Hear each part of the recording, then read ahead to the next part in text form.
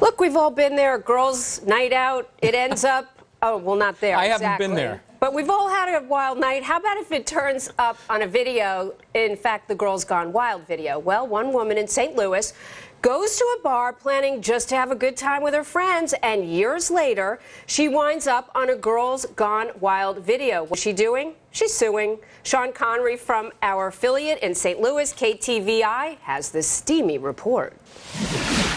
In the Girls Gone Wild DVD provided by the woman's attorneys, it shows the plaintiff, known in the suit only as Jane Doe, fighting off pressure to drop her top. She is willing to show a little but not go the whole way. Then, two hands pull her top down, exposing her breasts. Her reaction then? Nervous laughter. Her reaction now? A lawsuit, seeking in excess of $25 grand in damages for battery, invasion of privacy, and unauthorized use of her likeness. Among other things, the plaintiff and attorney alleged the man who pulled her top down was a member of the Girls Gone Wild camera crew. After that crew wrapped up the shoot at the now defunct Rum Jungle back in 2005, they went on to add the footage to the 2006 DVD. She thought nothing of it for years until a friend alerted her to the footage in 2007. The plaintiff nor her attorneys wanted to talk on camera just yet, as the case is still being crafted. But attorney Jeff Medler tells Fox 2 his client says she never signed a waiver or gave her permission on camera to be taped that night, and certainly did not want to be topless for all to see.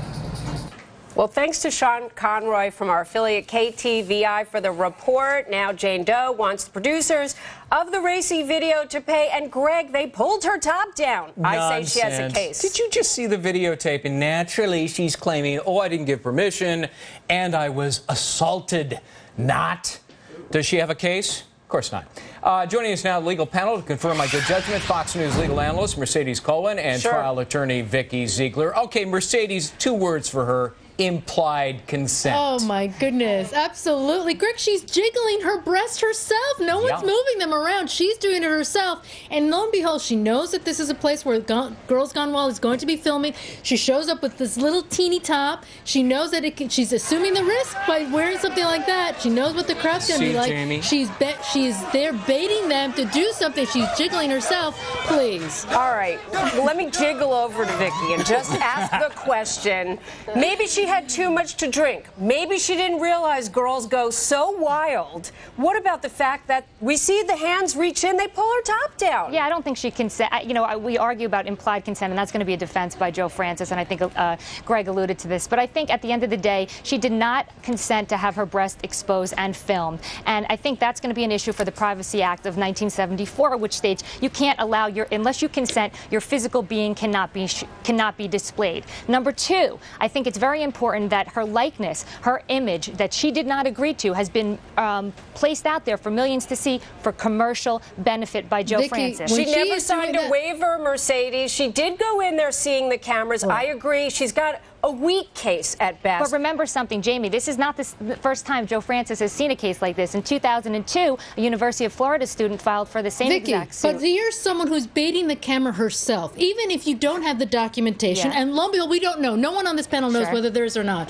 But the fact that there's no documentation, when she's looking and baiting that camera, she is virtually consenting for the camera to continue filming. And Mercedes, there's one other point I want to make. She claims, not for her breast. She claims that her privacy has been invaded. There's no right to privacy in a public place. You're absolutely right. So she may lose on that claim, but there is an assault. Her likeness was used without her consent. She didn't report it to police. But the statute of limitations has not run. The statute of limitations has not run yet. I believe it's 3 years in Missouri. But also remember, we have to think about the 2002 case. Joe Francis settled it for an undisclosed sum. But because there's money in the budget, that, I'm sure, for this, and they sell so many of these videos. He's made $100 million. I think this is not something that he's going to be that concerned about. I think federal tax evasion is a bigger concern for him right now. If she really thought she was assaulted, she would have reported it to police 3 years ago. Come on, it's a con for money, and we all know it. Exactly right, Greg. Mercedes Cohen, Vikki Ziegler, two of the best of the business. Thanks very much, guys. Thank you. Good to see you, ladies. All right, I won that argument, didn't I? No,